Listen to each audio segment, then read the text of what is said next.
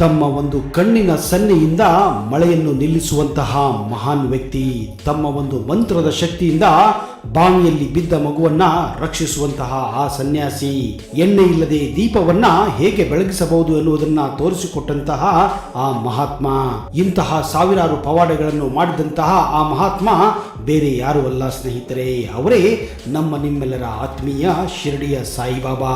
ಇಂತಹ ಹಲವಾರು ಚಮತ್ಕಾರಗಳನ್ನು ಮಾಡಿದಂತಹ ಆ ದೇವತಾಮಯ ವ್ಯಕ್ತಿಯ ಬಗ್ಗೆ ಇತ್ತೀಚೆಗೆ ಹಲವಾರು ಪ್ರಶ್ನೆಗಳು ಹೇಳುತ್ತಿವೆ.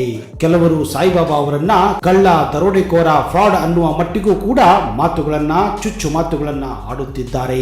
ಅವರ ಧರ್ಮದ ಬಗ್ಗೆ ಪ್ರಶ್ನೆಯನ್ನ ಕೇಳುತ್ತಾರೆ. ಅವರು ಮುಸಲ್ಮಾನರು, ಅವರು ಹಿಂದೂ ಧರ್ಮಕ್ಕೆ ಸೇರಿದವರಲ್ಲ, ಅಂಥವರನ್ನ ಯಾಕೆ ಪೂಜಿಸಬೇಕು? ಇವತ್ತು ನಮ್ಮ ದೇಶದಲ್ಲಿ ಒಬ್ಬ ವ್ಯಕ್ತಿಯನ್ನ ಅವನ ಜಾತಿಯ ಮೇಲೆ, ಅವನ ಧರ್ಮದ ಮೇಲೆ ಅವರನ್ನ ಅಳೆಯಲಾಗುತ್ತದೆ.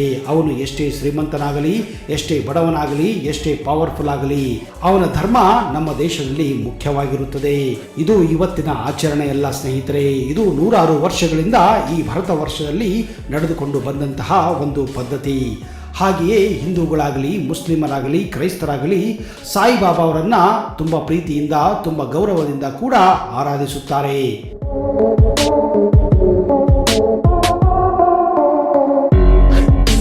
ಇವತ್ತು ಇಲೆಕ್ಷನ್ ಬಂದಾಗ ಧರ್ಮದ ಹೆಸರಿನಲ್ಲಿ ಹಲವಾರು ಜನ ಹಲವಾರು ಕಸರತ್ತುಗಳನ್ನು ಮಾಡುತ್ತಾರೆ. ಕೆಲವರು ಹಿಂದೂಗಳಾಗಿದ್ದರೂ ಕೂಡ ಓಟಿಗೋಸ್ಕರ ಮುಸಲ್ಮಾನರ ಟೋಪಿಯನ್ನ ಹಾಕಿಕೊಂಡು ದರ್ಗಾಗಳಿಗೆ ಸುತ್ತುತ್ತಾರೆ. ಹಾಗೆ ಸಮಯ ಬಂದಾಗ ತಮ್ಮ ಜನಿವಾರವನ್ನ ಹೊರಗೆ ಹಾಕಿ ದೇವಸ್ಥಾನದಲ್ಲೂ ಕೂಡ ಪ್ರತ್ಯಕ್ಷರಾಗುತ್ತಾರೆ.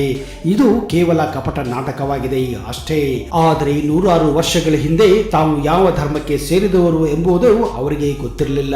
ಆದರೂ ಕೂಡ ಹಿಂದೂಗಳನ್ನ, ಮುಸಲ್ಮಾನ, ಕ್ರೈಸ್ತರನ್ನ ಹಾಗೂ ಇನ್ನಿತರ ಧರ್ಮದ ಭಕ್ತರನ್ನು ಒಂದೇ ರೀತಿ ನೋಡುವಂತಹ ಹಾಗೂ ಸಬ್ಕಾ ಮಾಲಿಕ್ ಏಕ್ ಹೈ ಅನ್ನುತ್ತಾ ಎಲ್ಲ ಧರ್ಮಗಳನ್ನ ಒಂದೇ ಎಂದು ತೋರಿಸಿಕೊಟ್ಟ ಆ ಮಹಾನುಭಾವರೇ ಶಿರಡಿಯ ಸಾಯಿಬಾಬಾ. ಕೆಲವರ ಪ್ರಕಾರ ಶಿರಡಿ ಸಾಯಿಬಾಬಾ ಒಬ್ಬ ಮುಸಲ್ಮಾನ, ಅವರೊಬ್ಬ ದರೋಡೆಕೋರ, ವಂಚಕ, ಮೋಸಗಾರ, ಕಳ್ಳ, ಸುಳ್ಳ, ಹೀಗೆ ನಾನಾ ನಾಮಗಳಿಂದ ಇಂದಿಗೂ ಕೂಡ ಕೆಲವು ಹಿಂದೂ ಧರ್ಮದ ಸ್ವಾಮಿಗಳು, ಅದರಲ್ಲೂ ಸ್ವರೂಪಾನಂದ ಸ್ವಾಮಿಗಳು ಹೀಗೆ ಅವರನ್ನ ಕರೆಯುತ್ತಾರೆ.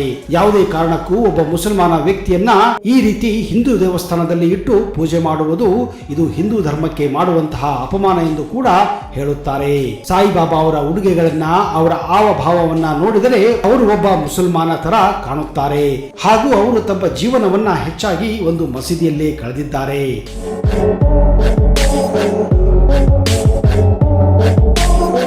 ಉದ್ದನೆಯ ಗಡ್ಡ, ತಲೆಯ ಮೇಲೆ ಟೋಪಿ ಹಾಗೂ ಅವರು ಧರಿಸುತ್ತಿದ್ದಂತಹ ಆ ಬಟ್ಟೆಗಳು ಎಲ್ಲವೂ ಒಬ್ಬ ಮುಸಲ್ಮಾನ ಸೂಫಿ ಸಂತನ ಹಾಕಿಕೊಳ್ಳುವ ಹಾಗೆ ಹಾಗೂ ನಡೆದುಕೊಳ್ಳುವ ರೀತಿಯಾಗಿತ್ತು. ಇದೇ ಕಾರಣ ಅಂದಿನಿಂದಲೂ ಸಾಯಿಬಾಬಾ ಅವರನ್ನ ಒಬ್ಬ ಮುಸಲ್ಮಾನ ಅನುಯಾಯಿ ಎಂದೇ ಕರೆಯಲಾಗುತ್ತಿತ್ತು. ಸ್ನೇಹಿತರೆ, ಯಾವುದೇ ಒಬ್ಬ ವ್ಯಕ್ತಿಯನ್ನ ಅವನ ಧರ್ಮ ಯಾವುದು ಎಂದು ಹೇಳುವುದು ತುಂಬಾನೇ ಸುಲಭ. ಕಾರಣ ಆ ವ್ಯಕ್ತಿ ಯಾವ ಒಂದು ಧರ್ಮದಲ್ಲಿ, ಯಾವ ಒಂದು ಜಾತಿಯಲ್ಲಿ ಹುಟ್ಟುತ್ತಾನೋ ಅಥವಾ ಯಾವ ಒಂದು ಮನೆಯಲ್ಲಿ ಹುಟ್ಟುತ್ತಾನೋ ಅವನು ಆ ಜಾತಿಗೆ ಸಂಬಂಧಿಸಿದವನೆಂದು ಹೇಳಬಹುದು. ಆದರೆ ಸಾಯಿಬಾಬಾ ಅವರ ವಿಷಯ ಹಾಗಿರಲಿಲ್ಲ. ಸಾಯಿಬಾಬಾ ಅವರಿಗೆ ಖುದ್ದಾಗಿ ತಮ್ಮದು ಯಾವುದು ಧರ್ಮ, ಯಾವುದು ಜಾತಿ, ತಂದೆ ತಾಯಿ ಯಾರು, ಯಾವಾಗ ಹುಟ್ಟಿದ್ದು, ಎಲ್ಲಿ ಹುಟ್ಟಿದ್ರು ಅನ್ನುವ ವಿಷಯಗಳು ನಿಜಕ್ಕೂ ಇವತ್ತಿನವರೆಗೂ ನಿಗೂಢವಾಗಿಯೇ ಉಳಿದಿದೆ. ಕೆಲವರು ಅವರು ಹಾಕಿಕೊಳ್ಳುವ ಬಟ್ಟೆಯ ಆಧಾರದ ಮೇಲೆ ಹಾಗೂ ಅವರು ಆಡುತ್ತಿದ್ದಂತಹ ಕೆಲವು ಮಾತುಗಳ ಮೇಲೆ ಹಾಗೂ ಅವರು ಇರುತ್ತಿದ್ದ ಜಾಗದ ಮೇಲೆ ಅವರೊಬ್ಬ ಮುಸಲ್ಮಾನ ಎಂದು ಹೇಳುತ್ತಾರೆ. ಸಾಯಿಬಾಬಾ ಅವರು ಬರೆದಂತಹ ಗ್ರಂಥ ಸಬ್ಕಾ ಮಾಲಿಕ್ ಏಕ್ ಹೈ ಹಾಗೂ ಅವರು ಯಾವಾಗಲೂ ಅಲ್ಲ ಎಂದು ಹೇಳುವುದನ್ನು ನೋಡಿದರೆ ಅವರು ನಿಜಕ್ಕೂ ಒಬ್ಬ ಮುಸಲ್ಮಾನ ಎಂದು ಹೆಚ್ಚಾಗಿ ಜನರು ನಂಬುತ್ತಾರೆ. ಸಾಯಿಬಾಬಾ ಅವರ ಜನ್ಮದ ಬಗ್ಗೆ ಯಾವುದೇ ಒಂದು ಸರಿಯಾದ ಪುಸ್ತಕವಾಗಲಿ, ಮಾಹಿತಿ ಆಗಲಿ, ದಾಖಲೆಗಳಾಗಲಿ ಇಲ್ಲವೇ ಇಲ್ಲ.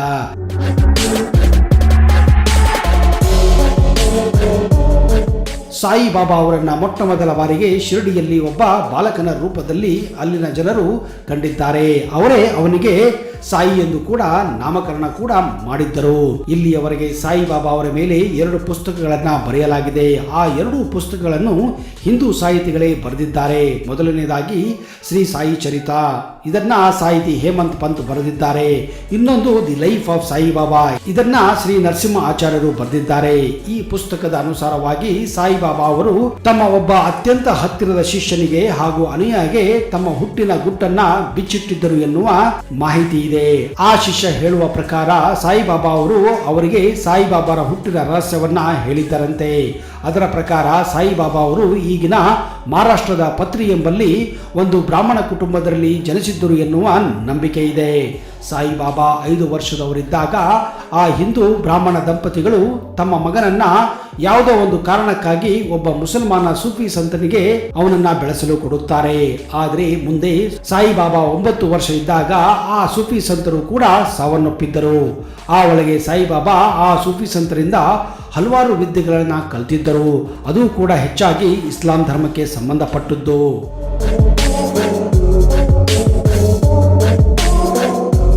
ಇದೇ ಕಾರಣ ಚಿಕ್ಕವರಿದ್ದಾಗಲೇ ಶಿರಡಿ ಸಾಯಿಬಾಬಾ ಅವರಿಗೆ ಇಸ್ಲಾಂ ಧರ್ಮ ತುಂಬಾನೇ ಪ್ರಭಾವ ಬೀರುತ್ತು. ಹಾಗೂ ಇಸ್ಲಾಂ ಧರ್ಮಕ್ಕೆ ಸಂಬಂಧಪಟ್ಟಂತಹ ಹಲವಾರು ಕಥೆಗಳನ್ನ, ಗ್ರಂಥಗಳನ್ನ ಹಾಗೂ ಇಸ್ಲಾಂ ಧರ್ಮದ ಪದ್ಧತಿಗಳನ್ನ ಚೆನ್ನಾಗಿ ಅರ್ಥೈಸಿಕೊಂಡಿದ್ದರು. ಈ ಸೂಫಿ ಸಂತನ ಸಾವಿನ ನಂತರ ಸಾಯಿಬಾಬಾ ಅಲ್ಲಿ ಇಲ್ಲಿ ತಿರುಗಾಡುತ್ತಾ ಕೊನೆಗೆ ಮಹಾರಾಷ್ಟ್ರದ ಶಿರಡಿಗೆ ಬರುತ್ತಾರೆ. ಅಲ್ಲಿ ಒಂದು ಬೇವಿನ ಮರದ ಕೆಳಗೆ ತಪಸ್ಸು ಮಾಡುವಾಗ ಈ ರೀತಿಯಲ್ಲಿ ಅಲ್ಲಿನ ಜನರಿಗೆ ಅವರು ಕಾಣುತ್ತಾರೆ. ಮುಂದೆ ಶಿರಡಿಯಲ್ಲಿ ಆ ಹುಡುಗರನ್ನ ಗೋಪಾಲರಾವ್ ದೇಶಮುಖ್ ಎನ್ನುವ ವ್ಯಕ್ತಿ ನೋಡಿಕೊಳ್ಳುತ್ತಾರೆ. ಈ 2 ಪುಸ್ತಕಗಳನ್ನ ಗಮನದಲ್ಲಿಟ್ಟುಕೊಂಡು ನೋಡಿದರೆ ಸಾಯಿಬಾಬಾ ಬ್ರಾಹ್ಮಣ ಕುಟುಂಬದಲ್ಲಿ ಹುಟ್ಟಿದಂತಹ ಒಬ್ಬ ಹಿಂದೂ ಎಂದು ಕೆಲವರು ನಂಬುತ್ತಾರೆ. ಆದರೆ ಅವರನ್ನು ಉಳಿಸಿ ಬೆಳೆಸಿದ್ದು ಒಬ್ಬ ಇಸ್ಲಾಂ ಧರ್ಮದ ಸೂಫಿ ಸಂತನಾಗಿದ್ದ.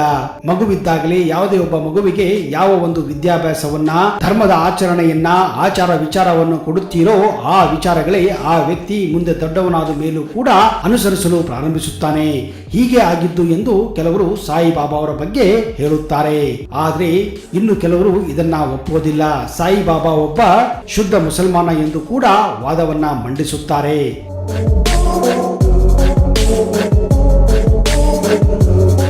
ಆದರೆ ಸ್ನೇಹಿತರೆ, ಒಂದು ಮಾತ್ರ ನಿಜ, ಸಾಯಿಬಾಬಾ ನೋಡಲು, ಮಾತನಾಡಲು ಅವರು ಮುಸ್ಲಿಂ ತರ ಇರಬಹುದು. ಅವರು ಹಿಂದೂ ಧರ್ಮವನ್ನು ಕೂಡ ಅಷ್ಟೇ ಗೌರವದಿಂದ ನೋಡುತ್ತಿದ್ದರು. ಹೆಚ್ಚಾಗಿ ಸಾಯಿಬಾಬಾ ಕೃಷ್ಣನನ್ನ ನಂಬುತ್ತಿದ್ದರು, ಕೃಷ್ಣನನ್ನ ಭಕ್ತಿಯಿಂದ ಪೂಜಿಸುತ್ತಿದ್ದರು. ಹಾಗೆಯೇ ಶ್ರೀರಾಮ ಅವರ ಮೆಚ್ಚಿನ ದೇವ ಹಾಗೂ ಶ್ರೀರಾಮನನ್ನ ಅವರು ಆರಾಧಿಸುತ್ತಿದ್ದರು. ಅವರ ಹಲವಾರು ಪವಾಡಗಳಿಗೆ ಅವರಿಗೆ ಹಿಂದೂ ಧರ್ಮದಲ್ಲಿದ್ದ ಆ ನಂಬಿಕೆಗಳೇ ಸಾಧ್ಯವಾಗಿತ್ತು ಎಂದು ಅವರೇ ಹೇಳಿಕೊಂಡಿದ್ದಾರೆ. ಅವರು ನೋಡಲು ಮುಸಲ್ಮಾನರಂತೆ ಕಾಣುತ್ತಿದ್ದರು, ಅವರ ಹೃದಯ ಮಾತ್ರ ಹಿಂದೂ ದೇವರುಗಳಿಂದ ಕೂಡಿತ್ತು ಎಂದು ಅವರ ಅತ್ಯಂತ ಪ್ರೀತಿಯ ಹಾಗೂ ಸನಿಹದ ಒಬ್ಬ ಶಿಷ್ಯ ಹೇಳಿಕೊಂಡಿದ್ದಾನೆ.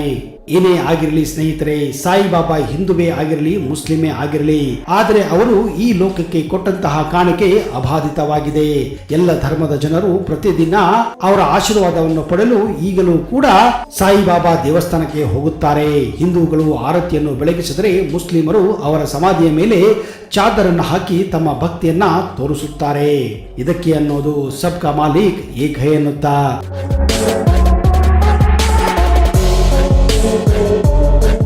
ಸ್ನೇಹಿತರೆ, ಈಗ ನೀವು ಹೇಳಿ, ಸಾಯಿಬಾಬಾ ನಿಜಕ್ಕೂ ಮುಸಲ್ಮಾನರೋ ಅಥವಾ ಹಿಂದುವೋ ಅಥವಾ ಎರಡೂ ಅಲ್ಲ? ಒಂದು ವೇಳೆ ನಿಮಗೆ ಈ ವಿಡಿಯೋ ಇಷ್ಟ ಆದಲ್ಲಿ ಜೈ ಸಾಯಿಬಾಬಾ ಎಂದು ಕಮೆಂಟ್ ಬಾಕ್ಸ್ ಅಲ್ಲಿ ಹಾಕಿ. ಅಲ್ಲಿಯವರೆಗೆ ಜೈ ಹಿಂದ್, ಜೈ ಕರ್ನಾಟಕ. ನಿಮಗೆಲ್ಲ ಶುಭವಾಗಲಿ.